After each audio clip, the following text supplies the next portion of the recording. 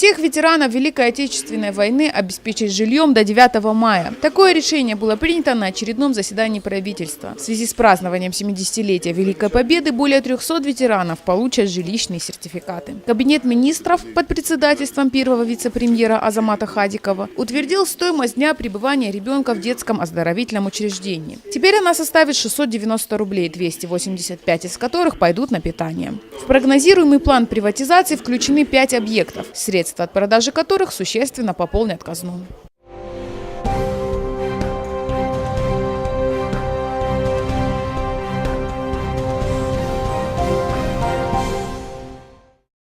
Добрый день, Алан Анатольевич. Расскажите нам, пожалуйста, для чего нужен региональный туроператор «Казбек Тур»? Идея создания национального туроператора была инициирована Министерством туризма и предпринимательства, лично министром Аланом Дианбековым, и претворена в жизнь, как вы видите, совсем недавно. Мы работаем около 3 месяцев. За это время мы провели достаточно такую плодотворную работу по организации работы предприятия. У нас есть автотранспорт, мы разработали ряд маршрутов, готовимся к выставке. То есть я считаю, что эти 3 месяца прошли не зря. В чем отличие «Казбек Тур» от других туристических агентств, работающих в Северной Осетии? Коренным образом мы отличаемся от агентств, работающих в Северной Осетии, как минимум тем, что мы пользуемся государственной поддержкой, во-первых. Во-вторых, тем, что мы ориентированы на внутренний и въездной туризм. То есть на привлечение как туристов из Республики Северная Осетия, Алания, так и из других регионов Российской Федерации. В последующем мы надеемся привлечь туристов из дальнего зарубежья, но мы ставим перед собой достижимые цели, то есть мы начинаем с малого.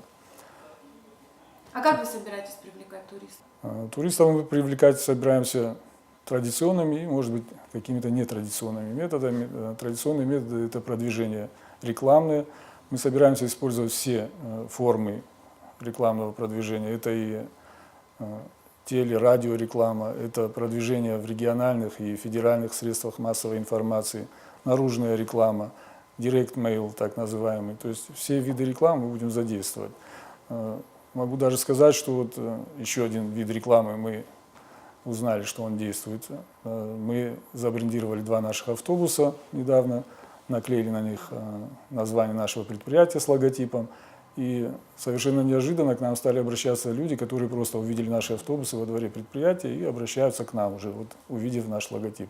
Это тоже реклама, достаточно действенная оказалась. Ну вот за эти 3 месяца есть уже у вас свои туристы? Мы провели уже экскурсии в наши ущелья, это Куртатинское и Даргавское.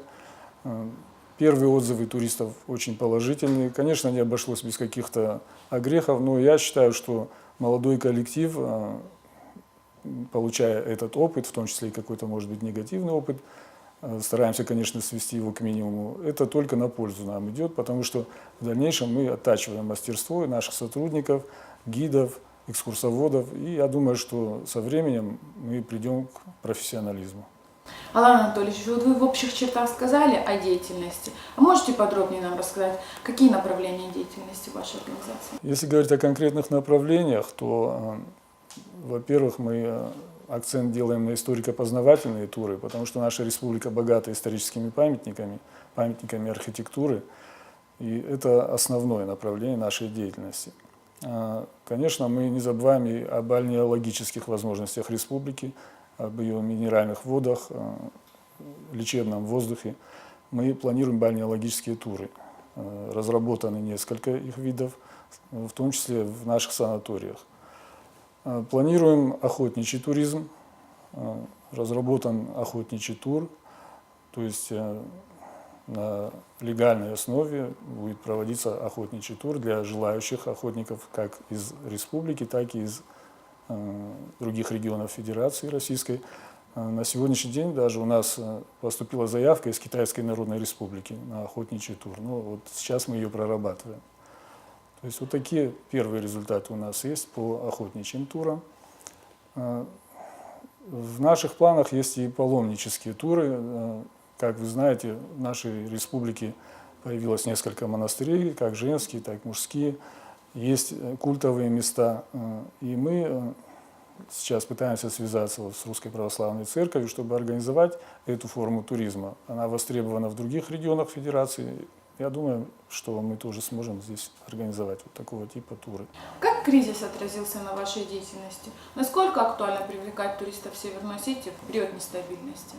Если вы говорите о кризисе экономическом, то, наверное, можно сказать, что в положительную сторону мы ожидаем сдвиги в нашей деятельности, потому что кризис коснулся валютного рынка и подорожала валюта, как доллар, так и евро по отношению к рублю. И мы думаем, что это положительно скажется на росте внутреннего и въездного туризма, как раз того туризма, которым мы собираемся заниматься. Граждане России, нашей республики, в силу экономических причин, я думаю, что обратят взоры на золото, которое лежит под ногами, на эти сокровища, которые у нас есть. И мы надеемся, что всплеск внутреннего туризма в этом году состоится. Насколько интересна ваша деятельность с экономической точки зрения, например, вот для бюджета республики? По условиям существования и создания нашего предприятия мы часть прибыли будем отчислять в бюджет республики. Соответственно, настолько, насколько успешно мы будем работать, настолько мы существенно будем делать вклад в этот бюджет. Мы планируем выйти на самоокупаемость в течение ближайших 2 лет, и в дальнейшем мы будем приносить прибыль в бюджет республики. Какое количество туристов вы можете обеспечить комфортабельными условиями пребывания и сколько это будет стоить для отдыхающих? С учетом тех средств размещения, которые есть у нас в республике, я думаю, что мы можем выйти в первоначальный период нашего существования на объем 100-200 туристов в месяц. В дальнейшем мы будем наращивать эти объемы.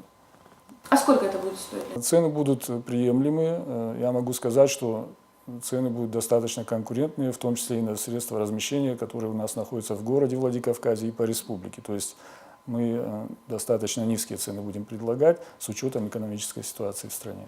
Какие культурные и природные объекты войдут в ознакомительные маршруты? Маршруты у нас очень разнообразны. Если говорить о конкретных вещах, то, допустим, маршрут по Куртатинскому ущелью включает в себя такие достопримечательности, как водопад в начале ущелья, затем такие точки, как Кадаргаван, Халгон, Комдагал. Дальнейшее продвижение по ущелью показывает нам древнюю крепость Зевгиз, Зевгизское святилище. Затем мы продвигаемся далее по ущелью, видим древние аулы Лац и Цамати. Продвигаясь дальше по ущелью, мы подходим к монастырю Аланскому, мужскому монастырю. И в дальнейшем у нас есть еще продолжение этого маршрута в Даргавское ущелье. Там широко известный городок мертвых и башня Кровника, а также одно из чудес света – Мидо-Грабинские водопады. Это достаточно интересный маршрут, причем он занимает около 8-9 часов, то есть это экскурсия на целый день. И я думаю, что очень интересно будет нашим туристам. Также маршруты по Дегорскому ущелью с осмотром достопримечательностей. Я думаю, что найдутся достаточно интересных мест в нашей республике, чтобы показать нашим туристам. Алан Анатольевич, 14 марта вы собираетесь посетить выставку In-Tour Market. Какие проекты вы туда повезете? Подготовили 5 туров по республике и 7 экскурсионных маршрутов, которые мы решили представить на выставке In-Tour Market, а также на выставке «Московские международные путешествия и туризм» МИТТ 2015. Эти 5 туров включают в себя охотничий тур, бальнеологический тур, историко-познавательный тур, восхождение на Казбек. Это горный туризм, трекинг и альпинизм. Разные варианты этого тура есть. Вот эти туры мы подготовили к выставке. Мы планируем завязать контакты с туроператорами и турагентами Российской Федерации и из-за рубежа, чтобы наладить с ними сотрудничество в этом году уже. МИТТ 2015 больше ориентировано на выездной туризм, но я думаю, что и там мы плодотворно поработаем и завяжем контакты с зарубежными партнерами с целью дальнейшего продвижения нашего продукта уже за рубежом. Спасибо вам за откровенный разговор, я вам желаю удачи. Всего доброго. Спасибо вам.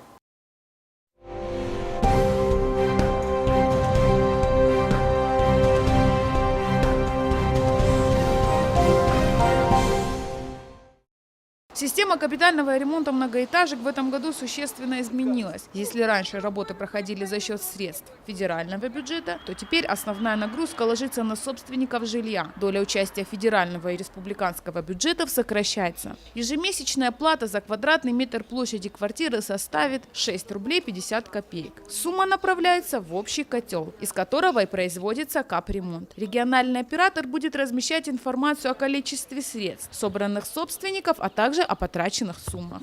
Твой старый дом требует капитального ремонта. А в новом много проблем. Решение есть. Региональные системы капитального ремонта. Ежемесячно, откладывая небольшие деньги, ты получаешь отремонтированный дом, уютный двор, чистый подвал с современным энергоэффективным оборудованием. Сегодня за общий счет отремонтируют твой дом. Завтра соседский. В результате выиграют все.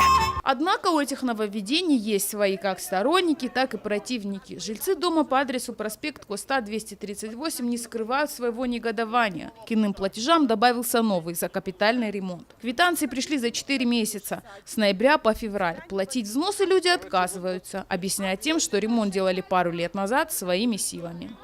Весь подъезд мы сами своими силами ремонт сделали. Для чего еще куда-то платить деньги?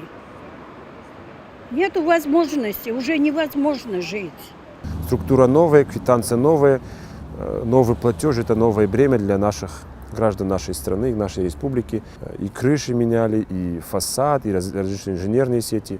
Нужно понять, что государство с 2014 года уходит от данной позиции. То есть финансирование капремонта будет проходить в рамках фонда капремонта, то есть мы будем формировать свой бюджет на основании федеральных ресурсов, республиканских, муниципальных и местных, и взносов населения. То есть взносы населения – это новая новация в системе капремонта. Этот дом, как и еще 61 по республике, попали в программу на этот год. Ремонт фундамента, сетей, лифтов, фасада, крыши и замена окон в подъездах входят в перечень услуг по капремонту. Особенно мне капало, на 5-м я живу.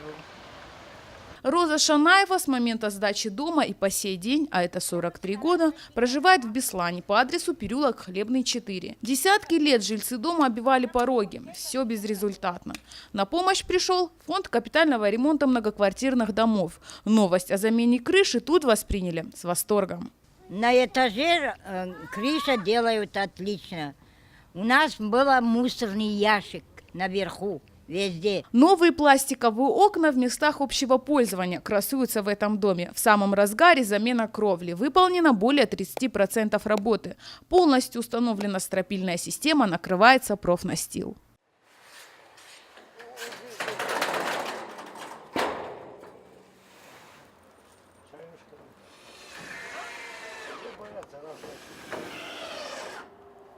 К концу марта подрядчик обещает сдать объект. Летом произведут замену инженерных сетей, установят тепломеры. Работы отложены в связи с отопительным сезоном. 3 года мы обязаны обслуживать эту крышу. Эти окна. Людям что-то не понравилось там или опять течет, они могут спокойно обратиться к нам, и мы обязаны будем за свой счет это все устранить. В течение 25 лет, а это срок действия программы, каждый из домов попадет в нее несколько раз, так как работы будут производиться поэтапно. Предполагается участие собственников и представителей общественности в приемке работ. Региональный оператор, в свою очередь, контролирует каждый этап – от сметы до сдачи объекта. Мы даем гарантии какого характера, что качество выполняемых работ будут соответствовать ГОСТам и СНИПам, а также нормативно-правовым документам. Деньги могут поступать и на расчетный счет дома или управляющей компании, обслуживающей данный объект. В этом случае жильцы сами заключают договор с подрядчиком и контролируют ход работ, собирают взносы и рассчитывают исключительно на собранные ими средства. Жильцы домов, чьи взносы поступают на счет регоператора, этих головных болей лишены. Интересы жильцов – главное в работе фонда капитального ремонта многоквартирных домов. Поэтому работы проходят даже в хмурую погоду с использованием самых современных технологий. Это из-за СПАМ – непромокаемый материал, способный выдержать любые погодные условия. Положение от ранее отремонтированных домах и о новостройках недоработано. Пробелов в законе пока много, но это лишь повод для более тщательной работы ведомства. Сейчас на рассмотрении республиканского парламента вопрос субсидий для льготников. Готовится пакет поправок по страхованию взносов собственников. Взносы населения будут поступать в ВТБ банк, который он выиграл по конкурсу, то есть это государственный банк, где преобладающая часть акций, больше 50% принадлежит государству. Гарантом деятельности фонда является правительство республики, то есть за нас ответственность, за нашу работу несет правительство республики. К неплательщикам будут применены жесткие меры. Долги по капремонту станут отражаться в кредитной истории. Оплатить квитанции можно во всех отделениях Сбербанка, Россельхозбанка и в расчетно-кассовом центре по месту жительства. В ближайшее время и Почта России начнет принимать платежи. Граждане могут оплачивать услугу капитального ремонта во всех отделениях нашего предприятия, то есть в привычных местах оплаты за жилищно-коммунальные услуги. Отделения находятся во всех районах города, и платежное уведомление при себе иметь не обязательно. Вся необходимая информация имеется на пункте приема платежей. Также для граждан, которые предпочитают использовать сеть интернет, также есть все возможности.